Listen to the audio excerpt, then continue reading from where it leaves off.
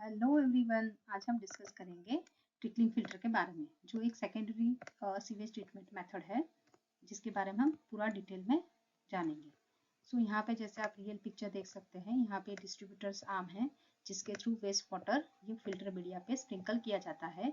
और ये जो फिल्टर मीडिया होता है, उसी के ऊपर बैक्टीरिया ग्रो करते हैं एंड अदर माइक्रो ऑर्गेनिज्म जो भी हमारा ऑर्गेनिक मैटर है उसका डिग्रेडेशन या स्टेबिलाईजेशन करते हैं और सिंपलर फॉर्म में कन्वर्ट करते हैं। तो सिंपल फंडामेंटल यही होता है कि micro organism degrade the complex organic matter into simpler form. जो भी बैक्टीरिया है वो जो यहाँ पे फिल्टर मीडिया है उसके ऊपर वो ग्रो करते हैं। That's why it's a attached growth process.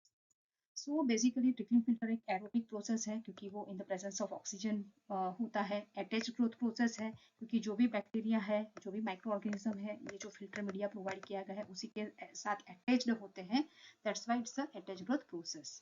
So packing material की जैसे बात करें, ये फिल्टर मीडिया जिसके ऊपर बैक्टीरिया ग्रो करते हैं या अटैच्ड होते हैं, वो आइदर इट में बी रॉक हो सकता है, ग्रेवल, स्लैग, सैंड, रेडवुड या कोई भी प्लास्टिक या अदर सिंथेटिक मटेरियल हो सकता है। तो here you can see this rock media, जहाँ पे ये जो डिस्ट्रीब्यूटर आर्म है उसके अंदर जो होल है, इसके थ्रू ये पानी that is waste water that is coming and such kind of plastic and other synthetic material can also be used instead of this rock and etc. So here you can see that this is the feed water. यहाँ से waste water आ रहा है, यहाँ पे distributor arm है, इसके अंदर holes है जैसे यहाँ पे दिखाए गए हैं।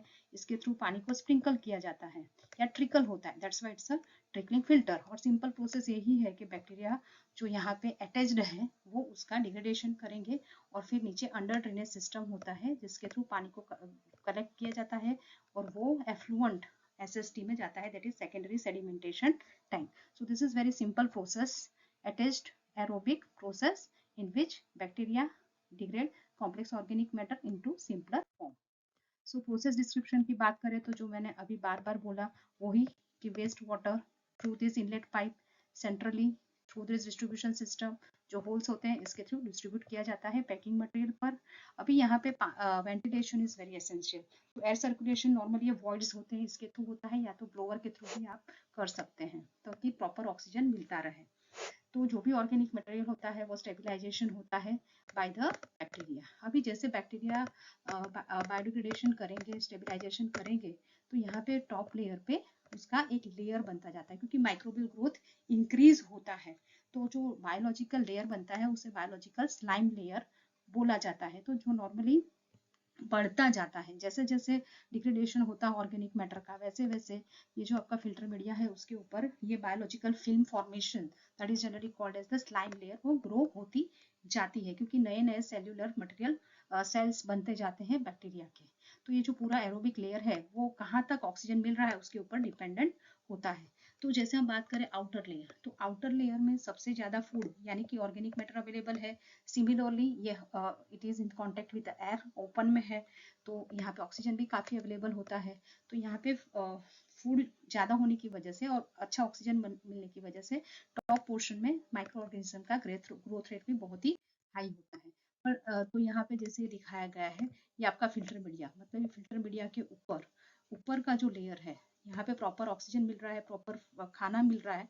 तो यहाँ पे ये पूरा microbial film that is called as the slime layer ये ग्रो होता जाएगा, उसका थिकनेस बढ़ता जाएगा। पर जैसे जैसे हम नीचे की ओर जाएंगे तो वहाँ पे ऑक्सीजन का अवेलेबिलिटी कम होता जाएगा। तो एक लेवल पे क्या होगा, एनारोबिक कंडीशन हो सकता है। सो ऊपर नॉर्मली एरोबिक कंडीशन एंड आगे जाते जाते towards the filter media bottom की तरफ एनारोबिक कंडीशन होता जाएगा। तो जो भी बैक्टीरिया हो वो स्टार्वेशन, मतलब अभी उनको ऑक्सीजन नहीं मिल रहा है, तो एनारोबिक कंडीशन की वजह से वो एंडोजीनियस फेज में चले जाते हैं, मतलब उनके पास अभी खाना और ऑक्सीजन अवेलेबल नहीं है, तो खुद का ही प्रोटोप्लाज्मा खाते रहते हैं और वो अभी मीडिया के साथ अटैच होने की उनकी कैपेबिलिटी कम हो जाती है। और उसमें से फिर न्यू फ्रेश वाटर आता है, तो उसके साथ ये जो पूरा स्लाइम लेयर है जो यहाँ पे फॉर्म हुआ है, ये जैसे ही पानी आता है वेस्ट वाटर का फ्लो होता है, ट्रिकल होता है, तो पूरा का पूरा जो स्लाइम लेयर है वो वॉश आउट हो जाता है। तो जो ये लूज होता है स्लाइम लेयर ऊपर के लेयर से, and that is called as sloughing. तो ये जो स्लफ्ड फिल्म जो बाहर निकल जाती है, जो क्लीन हो जाती है, उसके साथ फिर नया फिर स्लाइम लेयर बनना शुरू होता है। तो ये जो अंडर ड्रेनेज सिस्टम होता है, इस पूरे रॉक मीडिया के नीचे एक पूरा अंडर ड्रेनेज का सिस्टम होता है, उसके थ्रू ये स्लफ्ड फिल्म अलोंग विथ जो भी हमारा डिग्रेडेड हमारा स्टेबलाइज्ड मटेरियल है या वेस्ट वाटर है, एफ्लुएंट है, वो उसके साथ जाता है SST में, जहाँ पे जो भी ये सब बायोफिल्म फॉर्मेशन और जो भी हमारा एफ्लुएंट है वहाँ पे जाके वो सेटल डाउन करने के लिए SST में जाता है। सो कंस्ट्रक्शन की बात करें तो दिस इज़ वेरी सिंपल। आपको जैसे ड्रॉ करना है तो सेंटर में पाइप दिखा सकते हैं इन्फ्लुएंट, फिर ये आप रॉक मीडिया या आउटर वॉल, यहाँ पे पूरा रॉक मीडिया दिखा सकते हैं। फिर ये डिस्ट्रीब्यूटर आर्म जिसमें आप होल बना सकते हैं, और यहाँ पे ये बॉटम में अंडर ड्रेनेज सिस्टम है। This is the under drainage system. तो जो भी हमारा स्लाइम लेयर एंड एफ्लुएंट है through this under drainage system, so these are the different arrangements of under drainage system that is provided below this filter media. So main construction की बात करें तो water tight holding tank, square और rectangle, ये पूरा जो tank बना हुआ है उसके अंदर हम मीडिया डालते हैं, और ये हमारे स्प्रे नोजल्स है डिस्ट्रीब्यूटर आर्म्स के, वो मेन दो कंपोनेंट है। Then filter media, so varieties of filter media, उसकी depth depending upon which kind of filter it is, filter का डेप्थ, देन फिल्टर वॉल, ये फिल्टर वॉल डिजाइन करना है, then proper ventilation, then flow distribution for this rotary arm with the hole that is called as the distribution arm, और ये spray nozzles होते हैं जिसके through पानी ट्रिकल होता है। एंड अंडर ड्रेनेज सिस्टम जैसे मैंने बताया इस टाइप का अंडर डिफरेंट अरेंजमेंट्स हो सकते हैं। सो नॉर्मली कॉन्टेक्ट मीडिया जो है वो रॉक या gravel, anthracite coal, blast furnace slag, broken big scoop भी हो सकता है, जो वेदर रेजिस्टेंस होना चाहिए, स्ट्रॉन्ग होना चाहिए। And before filling the media उसको वॉश करना है प्रॉपरली ताकि उसमें डर्ट या इम्प्योरिटीज ना हो, और generally size of media 30 to 80 mm हो सकता है। So filter media is main component. Next is filter depth, so depending upon type of filter, ventilation, natural draft या ब्लोअर से कर सकते हैं। Distribution system and contact media, these are the two major part. So distribute, yeah, this is called as the distributary arm, this is in plan. सो पहले fixed भी होता था with spray nozzle, but आजकल ये मूविंग होते हैं, तो 2 से 4 हम हॉरिजॉन्टल पाइप विथ परफोरेशंस या होल्स प्रोवाइड कर सकते हैं। And it is 15 to 25 centimetre above the top surface of filter media, जो भी फिल्टर मीडिया है उससे हमको 15 से 25 सेंटीमीटर ऊपर इसको रखना है ताकि प्रॉपर ट्रिकल हो पाए। एंड 2 RPM के अराउंड वो रोटेट करता है। स्मॉल यूनिट में 1/3 to 1/2 RPM में भी that is the rotation speed for the large unit. And 30 to 80 centimetre का हेड नॉर्मली इनफ होता है to rotate this particular rotary arm, and this is V shaped under drainage system that is generally provided below your filter media. तो जो भी हमारा स्लफ lime slime का layer है और एफ्लुएंट है, ये अंडर ड्रेनेज के थ्रू पास होके ही वो एफ्लुएंट के पाइप के थ्रू SST में जाएगा, secondary sedimentation. So there are two types of filters depending upon the organic and hydraulic loading rate. So hydraulic loading rate क्या होता है, कितना फ्लो आ रहा है, तो रीसर्कुलेशन मतलब SST में से जो भी स्लज या जो भी बन रहा है उसको हम वापस रीसर्कुलेट करते हैं हमारे ट्रिकलिंग फिल्टर में। तो जो भी फ्लो है जो इनलेट से आ रहा है मतलब PST से आ रहा है, प्लस जो रीसर्कुलेशन में आ रहा है that is applied per unit area of the filter in a day, it is called as hydraulic. Hydraulic मतलब पानी का लोडिंग। एंड ऑर्गेनिक लोडिंग की बात करें तो हमेशा ऑर्गेनिक मतलब it is related to food.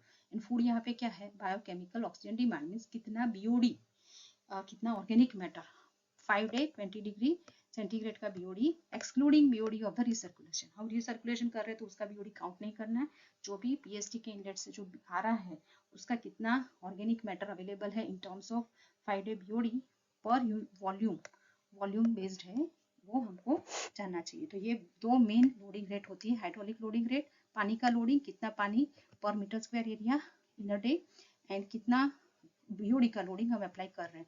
So hydraulic loading, so here the unit is liter per hectare per day.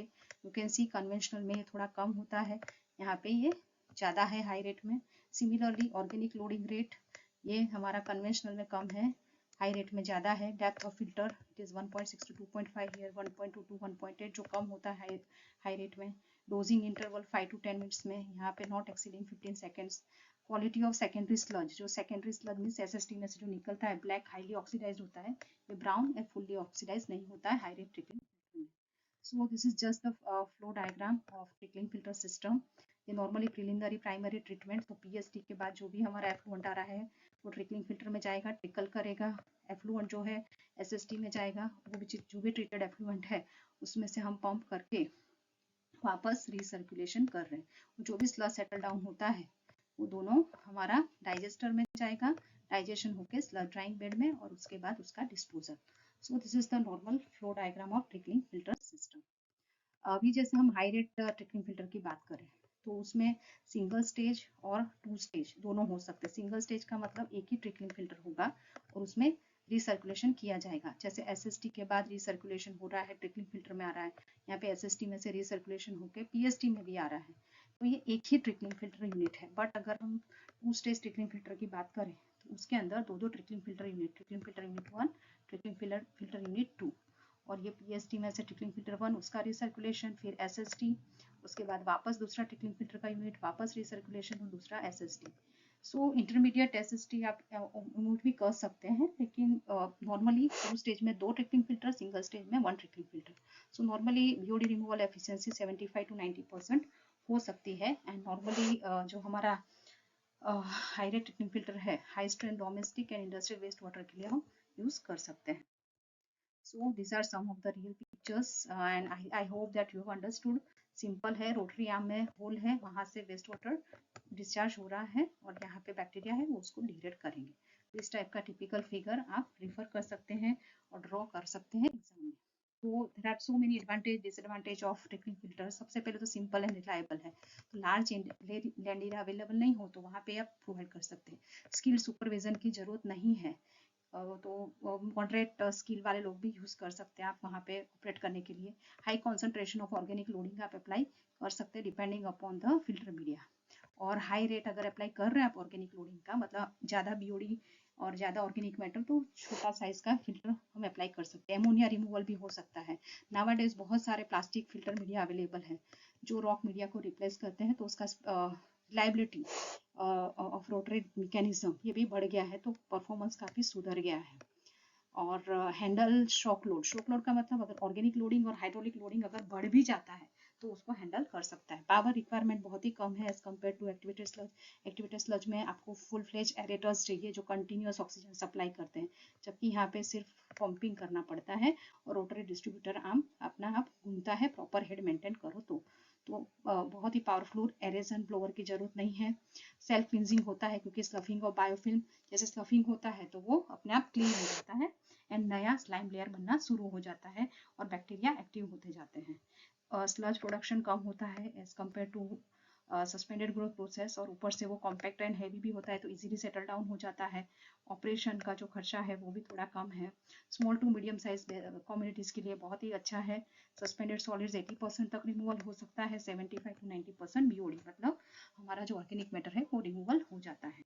Disadvantage की बात करें तो कंस्ट्रक्शन कॉस्ट थोड़ा हाई है, हेड लॉस भी थोड़ा ज़्यादा होता है, पीएसटी मस्ट है इसके अंदर, और एडिशनल ट्रीटमेंट की भी जरूरत पड़ती है अगर बहुत ही स्ट्रिंजेंट क्राइटेरिया है अथॉरिटी का तो। एंड जो भी स्लज है उसको ट्रीट करके डिस्पोज करना होता है, रेगुलर ऑपरेटर अटेंशन की जरूरत होती है, और क्लॉगिंग भी हो सकता है क्योंकि फिल्टर मीडिया है, और फ्लेक्सिबिलिटी थोड़ी कम होती है as compare to activated sludge process. और हाई मेंटेनेंस कॉस्ट इस वजह से है कि जो भी डिस्ट्रीब्यूटर आर्म है उसको पूरा का पूरा आपको मैनेज करना होता है मेंटेनेंस के लिए, तो क्रेन, हेवी इक्विपमेंट्स वो सब लाने पड़ते हैं, और थोड़े ऑपरेशनल ट्रबल्स भी हो सकते हैं, ऑर्डर प्रॉब्लम हो सकता है जहाँ पे फिक्स्ड नोजल हम यूज़ कर रहे हैं, पर नॉर्मली रोटरी डिस्ट्रीब्यूशन में प्रॉब्लम नहीं होता, तो आप क्लोरीनेशन से उसको अवॉइड कर सकते हैं। पॉन्डिंग प्रॉब्लम हो सकता है क्योंकि क्लोगिंग हो जाता है फिल्टर का, तो उस पर algae वगैरह ग्रो हो जाता है, तो उसको मारने के लिए आप कॉपर सल्फेट या क्लोरीनेशन कर सकते हैं।